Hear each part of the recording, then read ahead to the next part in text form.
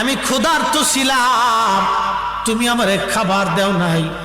আল্লাহর বান্দা বলবে, আল্লাহ বলো কি, তুমি তো রব্বুল আলামিন, কি করে তুমি ক্ষুধার্ত থাকো?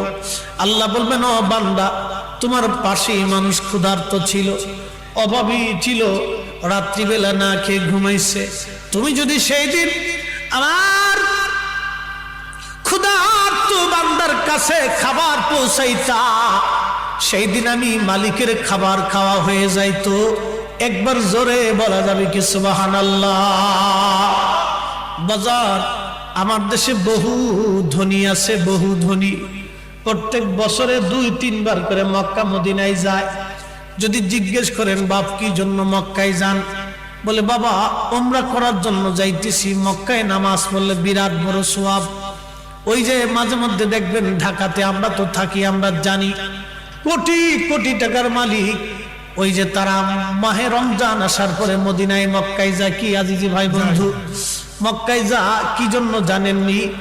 আমি একজনকে জিজ্ঞেস করলাম, বাপ মক্কায় প্রত্যেক মাহে রমজানে কি জন্য যান?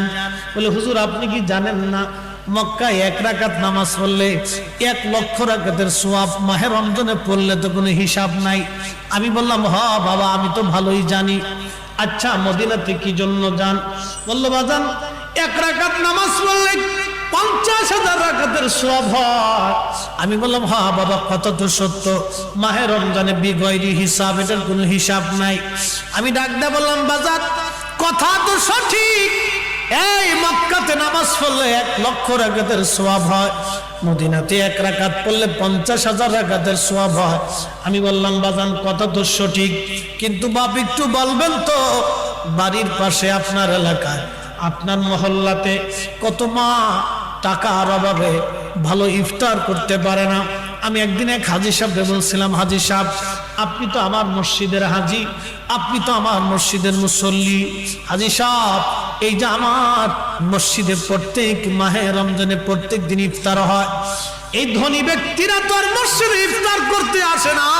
আমি বললাম, বাপ ধনীরা তো সবাই বাড়িতে ইফতার করে, কিন্তু এই মসজিদে যারা ইফতার করার জন্য আসে তারা একবারে দরিদ্র শ্রেণীর মানুষ, মধ্যবিত্ত দরিদ্র, রাস্তা দিয়ে পথিক যারা আছে।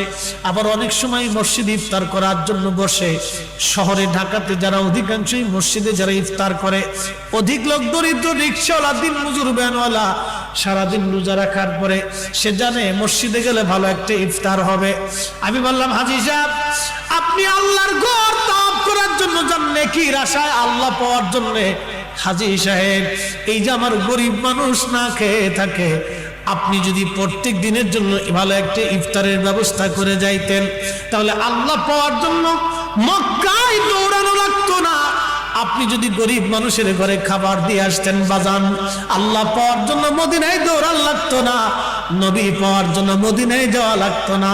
আপনি উম্মতের হয়ে যাইতেন, নবীর উম্মত না খেয়ে থাকবি, আর আপনি মদিনায় যাইয়া নবীর জন্য কাঁদবেন, আমার নবী ধরা দেবে না। আল্লাহর বান্দা না খেয়ে থাকবে, আর আপনি কাবা শরীফের চারপাশে ঘুরে ঘুরে কাঁদবেন আর বলবেন আল্লাহ মাফ করে দাও। আল্লাহ বলবে তা হবে না, আমার বান্দার ঘরে আগে খাবার পাঠাও, আমার বান্দারে খাওয়াইলে আমি আল্লাহর খাওয়া হয়ে যায়, আমার বান্দার আত্মাকে খুশি করলে আমি আল্লাহ খুশি হয়ে যাই। কথা বলেন ঠিক কিনা? আল্লাহর বান্দা বলবে রব বলেন কি, আল্লাহ বলেন কি, আপনি তো রব